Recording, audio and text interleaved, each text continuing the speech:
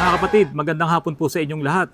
Ipapakita ko lamang po sa inyo yung pwedeng mangyari sa loob ng tangke, sa fuel tank, ng mga gasoline na fuel tank, kung totoo po ba na yung motor or kung anumang bagay doon na mag-spark ay makapagdudulot po ba yon ng pagsabog. Ngayon, ang gagawin natin, ilulubog natin itong dalawang terminal na to na nakakabit dito sa baterya. Ito po ay 12 volts, no? Ilulubog natin sa gasolina. Ito po ay gasolina. Malamig pa nga, oh. Iano mo yung nagpapawis sa lamig. Ayan, tingnan nyo, oh. Nagpapawis yan sa lamig. At yan nga po, yung sinasabi ni Google na yung pong gasolina mismo ang magpapalamig doon sa fuel pump dahil siya ay nakalubog doon sa gasolina, sa loob ng tangke. Kaya ibig sabihin, imposible na mag-overheat, imposible na sumabog yung fuel pump doon sa loob ng tangke dahil malamig nga po yung gasolina. Di ba? Siya yung magpapalamig doon. Ngayon, susubukan naman natin kung itong dalawang terminal po ng kuryente na may 12 volt supply ay magkakaroon ng spark. Ito, tingnan nyo ha. Ayan o. Magkakaganyan po ba ito kapag ito'y ilulubog natin? Saka doon na natin siya pagdudugtungin. Ngayon, para malaman nyo kung ito talaga ay gasolina, muna tayo, magsubok muna tayo, mag-testing muna tayo kung ito ba talaga ay sumisiklab. Ayan ha, ito na po ha. Ayan, gasolina po talaga yan. O, tapakan mo ng LED. Ayan, busok tuloy tayo. Ganon, katindi ang gasolina ha. Kaya napakadelikado kung merong sparks, merong static electricity, or merong magkokos para siya ay magkaroon ng fire na sumiklab siya. Ngayon, ito naman ang titignan natin, mga kapatid. Halimbawa, ito yung fuel pump. Ito mismo yung connector niya, yung dalawang socket doon, o yung connector doon na nakakabit doon sa fuel pump mismo. Halimbawa, naglo-lose contact siya. Di ba, ang isang bagay na naglo-lose contact, pwedeng nagkakaroon ng spark. Ayan, ganyan, no? Oh. Ayan. Titignan natin kung mangyayari po yun. O, wag pong gagawin to sa bahay nang hindi nyo po alam, ha. Glenn, tayo ka rito. At tignan mo kung magkakaroon. Ilulubog ko na tong isa. Kaya lang, hindi pala visible, no? Ito, Glenn, pakita mo. Zoom in mo. Ilulubog ko na yung isa. Ayan. Tapos, ito naman yung isa. Titignan natin kung magkakaroon ng spark. Ayan po, tignan nyo, oh.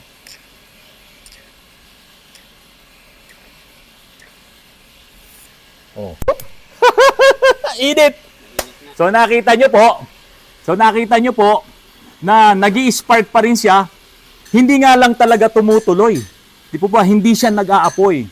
Unlike po nung yung tissue nilagyan ko ng gasolina, umapoy siya. So assuming na yung ating fuel pump ay nagkakaroon na ng short circuit doon sa loob ng inyong tangke, pwede ba siyang sumabog? Na halimbawa, ganito na yung mangyayari dahil ito po ay nag-init na, halimbawa yan, magkakaroon kaya ng spark na magkokos. Alisin mo nga muna to. Alisin mo muna to. Ayan. Kaya na kayo ha. Na ito po ay mag-aapoy. Oh. Diba? Nakita nyo po yun. O sige, tigilan na natin ito at baka tayo magkasunog. So, ibig sabihin, kapag po yung inyong fuel pump ay nagkakaroon ng spark doon sa loob ng tangke at bumaba na ang inyong gasolina. Halimbawa, ito yung fuel pump assembly. Assuming lang po ito ha. Ito yung fuel pump assembly. Nandito yung motor. Okay? Nandito yung filter. Ngayon, yung connection ng wirings no, nandito, yung dalawang terminal. Ito na lang yung fuel mo. Tapos nagkakaroon ng short circuit doon dahil naglo-lose yung contact. Pwede ngayong iyon ay nagkakaroon na ng spark. Magkakasunog po ba? Ayan po ang tanong ko po sa inyo. Pero, siyempre, yung ibang sasabihin, ang sasabihin nila, less oxygen. Kasi ganito po yan Kapag less oxygen at masyadong mas marami yung vapor, kahit sa loob ng ating mga makina, doon sa cylinder, hindi magkakaroon ng combustion. Kasi, sobrang dami ng gasoline, kaunti yung hangin. Yun nga yung sinasabi nating masyadong rich yung mixture doon sa loob ng cylinder. Nakuha nyo po yun. So yung sinasabi ng mga mahilig magbasa sa Google at sa AI, sobrang dami ng vapor nung gasolina, tapos yung spark naman na pwedeng i-cause ng fuel pump ay kakaunti lang, hindi rin daw magkakaroon yon ng explosion or hindi raw talaga mangyayari na magkaroon ng fire. Kasi nga, limited yung oxygen na nasa loob ng tangke. So, iyan yung mga nagbasa ng Google. Tama naman po yun, hindi natin yan kinokontra. Pero may ipapakita po ako sa inyo, dahil hindi ko kayang magpasabog ng sasakyan, meron pong mga videos diyan sa YouTube, kung saan po, 4 na sasakyan yon na yung isa ay full tank, ang laman ng kanyang tangke, yung isa naman ay half tank, ang laman ng gasolina ng tangke, at yung sumunod ay 1/4 na lang yung laman ng gasolina doon sa tangke, at yung huli talagang halos empty na. Ipapakita ko sa inyo kung paano sumabog yung tatlo, samantalang yung naka-full tank ng gasoline ay hindi sumabog yung tangke. Yan. Nilagyan po nila yon ng artificial electric match, no? Yung para siyang posporo doon sa loob mismo ng tangke, nilagyan nila yon, at yun ngayon yung nag-cause ng spark. At makikita nyo po, yung talagang isang sasakyan dito, na kaunting-kaunti na lang yung nakakargang gasolina sa kanya ang sumabog talaga ng malakas. Kaya yung nagsasabi po dito sa nakaraang vlog ko na aminin ko na raw, nagkamali daw ako na dahil nga sa wala nga daw oxygen yun, hindi daw sasabog. Ito, papatunayan ko sa inyo. Kasi kung si Google, babasahin nyo lang yan, hindi nyo alam yung grades. May antas yan. Kung saan sasabog, talagang maniniwala lang kayo kay Google. Baka mamaya matapatan nyo yan. Kaunti na yung laman ng inyong gasolina. At nakita nyo naman, nag-experiment tayo kanina. Kahit nakalubog itong dalawang wire na to na pinagdikit ko, nagkakaroon ng spark doon mismo sa gasolina, hindi nga lang sumasabog. Kasi nga nakalubog siya doon sa gasolina na ipinakita ko po sa inyo. At meron pa po akong ipapakita sa inyo, mga kapatid. 3 sasakyan ng Kia diyan sa US, sumabog ang kanilang tangke. Pare-pareha sila na naging problema. At yung isa doon, nagreklamo siya sa dealer, sa kasa, wala daw silang makitang problema. Nung inuwi niya, sumabog yung tangke dahil nag-overpressure. Yun yung vlog ko po nung isang araw, kahapon. Dahil kahit na may sira na yung fuel pump, hindi siya humihinto. Bumobomba pa rin siya at napakaingay. May return kasi ang gasoline. Pagdaan ng gasolina doon sa fuel pressure regulator, rumi-return yan sa tangke. Ngayon, kung talagang malakas yung pump, nung fuel pump na yon na hindi nakokontrol nung fuel pressure regulator, hindi ba saradong-sarado nga yung tangke? Di ba? Dapat walang makakapasok na oxygen, dapat wala ring makakalabas. Ngayon, tuloy-tuloy na nagpapump yung fuel pump dun sa loob. Isa yan sa dahilan kung bakit sumabog yung tangke nung isang lalaki. Makikita nyo mamaya dyan sa video. At yung isa naman, nagreklamo siya sa kasa, ang sinabi naman, ang nag-cause down nung pag-expand, nag-overpressure, yung mismong tangke ang nasira.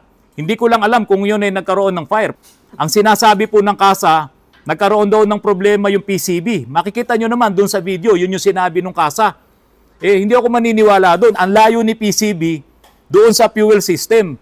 Si fuel system galing doon sa motor, didiretso doon sa filter, pupunta doon sa port injectors, tapos babalik lang ulit yan sa tangke, yung return niya.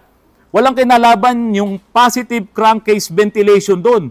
Pero makikita nyo, yun ang ginawang dahilan ng kasa. At yung isa naman, ganun din, talagang sumabog yung tangke, nag-expand siya, malamang ito yung mga plastic na tangke na hindi niya na kinakaya yung continuous na pagbuga nung pressure nung pump at na-expand niya ngayon yung tangke. Biro nyo, ang liit-liit lang nung pump na yun. Pero yun kasi ay high pressure pump. No? At kung plastic yung tangke, yung fuel tank, pwede niya talagang sirain. Ito mga kapatid, unahin kong ipakita sa inyo yung nag-experiment na nagpasabog ng 3 kotse. Hindi ko na magagawa yun. Ang kaya ko lang pag-apuyin itong 2 kuryente na ito. So that's the only difference between these cars, the amount of gasoline inside them. What I want to know is which of the 4 is going to make the biggest boom. First car, empty. Nobody standing like that. The lady here is on the quarter tank. The chap here with the bald head, he's standing on the half tank, and right at the top, two guys doubling up on the blue one. Let's go and find out why. Right then, why this one? I don't know. I chose it because it's blue, and I just think I have no idea about the gas and stuff. Okay, blue. All right. Half full. Half full. I think balance of oxygen and gasoline, 50-50. I like it. Technical. You like that? Right, next. Guys, a full tank of fuel. That's right. How comes? More gas, more boom. Bigger bang. More gas, more boom. Right, done. Okay, you guys ready to do this? Yeah. Follow me over here. Woo! We've rigged each car's fuel tank with an electric match and run the fuse a safe distance away. So this thing is now connected to the car with a full tank of gasoline. Right. That is live. Upon pressing that button there 3 times, it will set off the electric match over here, okay? On your car, Yes, a let's go. full tank of gasoline. What's going to happen? It's gonna blow up the pit. Okay, let's find out. Okay. In 3, in 2, you ready? In 1, hit it.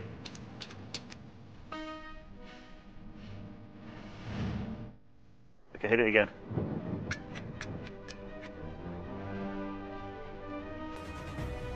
Right, full tank of gasoline, but nothing happened. Interesting stuff this, isn't it? Moving on to the half Broken. tank of gas. Are you ready? Lane. Be the big one. In 3, 2, 1.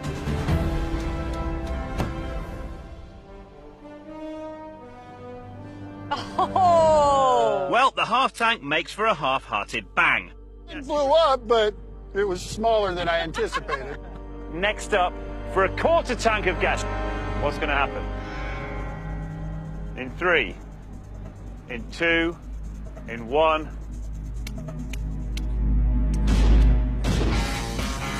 Yes! So a slightly bigger explosion. So now there is only one left. You guys ready for this one? Yeah. The empty tank of gasoline. Yes! You guys want to see this? Yeah. Woo! In 3, in 2, and in 1.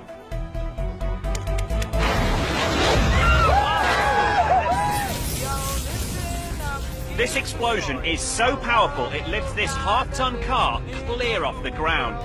There is no question, the empty tank is our winner. An Action 9 investigation. Drivers say it sounds like their gas tanks are literally exploding, and it took their back seat with it. Our Action 9 investigator Jason Stujenki is live for us tonight in Southeast Charlotte. Jason, you actually found 3 examples of this lately. Yeah, that's right. We're talking specifically about Kia K5 models and more specifically about the gasoline and the gas tanks.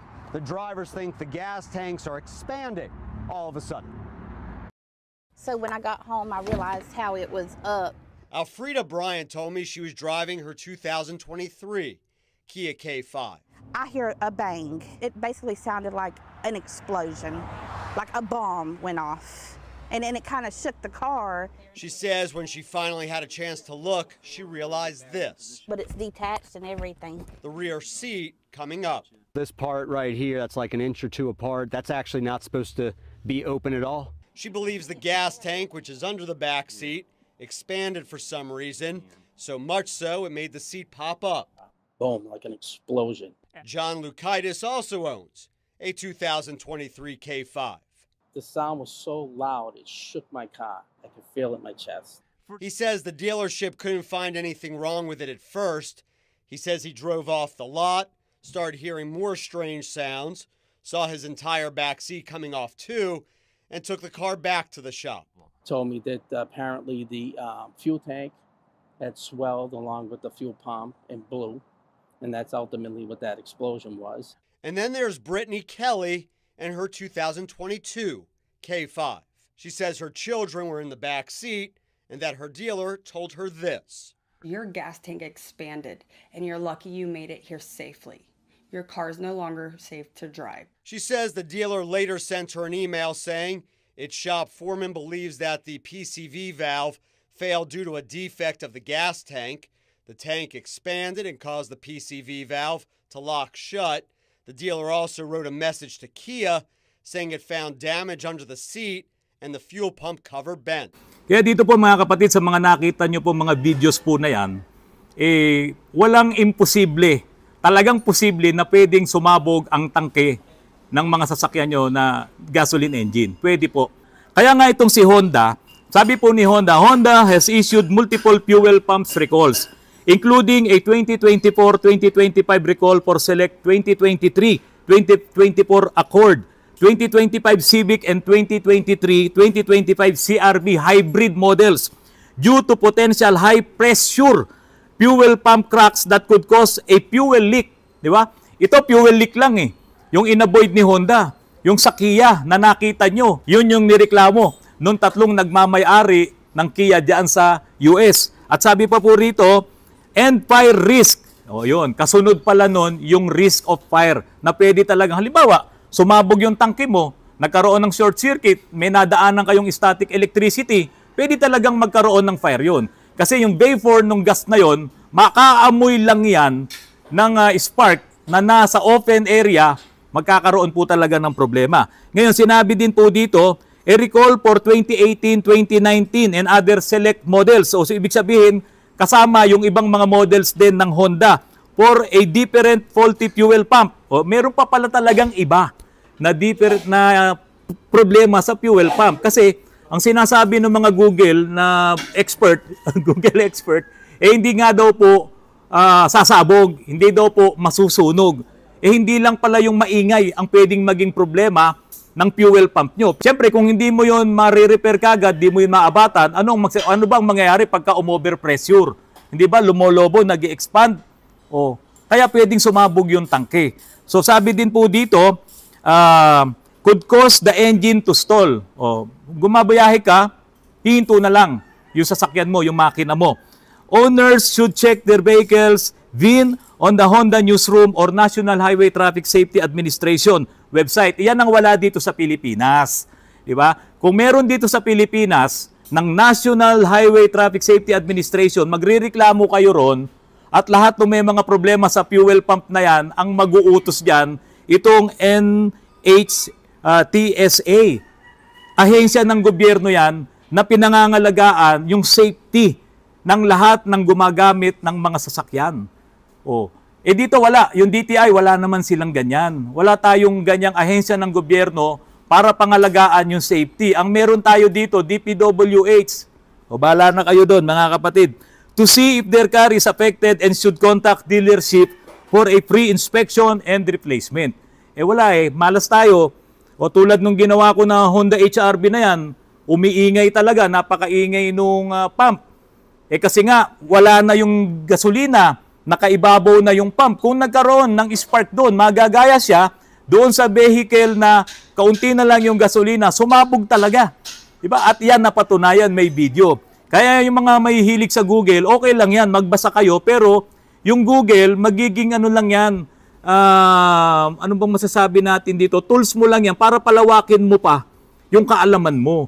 Matututo kang mag-experiment talaga sa laboratory. Ganyan naman, di ba? And after the experiment, I therefore conclude na yung sinasabi ni Autorans ay pwede palang mangyari.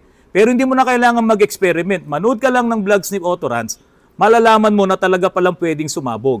Ang importante dito, mga kapatid, yung safety nyo. Di ba? Dito, ang gobyerno walang ginagawa, kailan tayo aaksyon? Pag meron ng sumabog ang tangke at nangamatay yung mga tao doon sa loob. Marami tayong nakikita na aksidente. Diyan sa EDSA, nasusunog na lang, makikita mo umaapoy na lang. Hindi mo na alam kung ano ang nangyari. Di ba? Wala namang mag-i-investigate nun At sinong magaling na mag-i-investigate nun kung saan galing yung problema?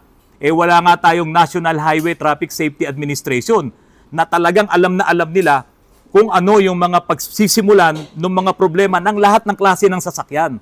Kasi dumadaan po yan doon, lalong-lalo na sa US.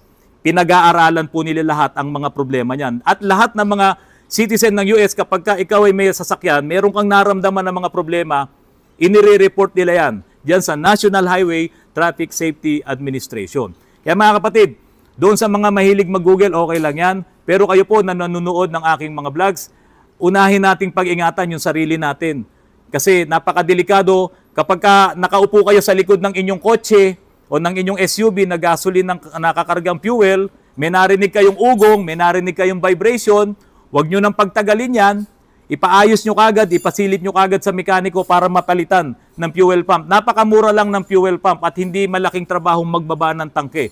Kesa naman, masabugan kayo, nakinig kayo dun sa ilang mga nagko-comments dito na hindi yan masusunog, kayo po ang maapektuhan ng malaki. Mga kapatid, maraming salamat. Pasensya na kayo. Pangatlong vlog ko to tungkol dito sa bagay na ito.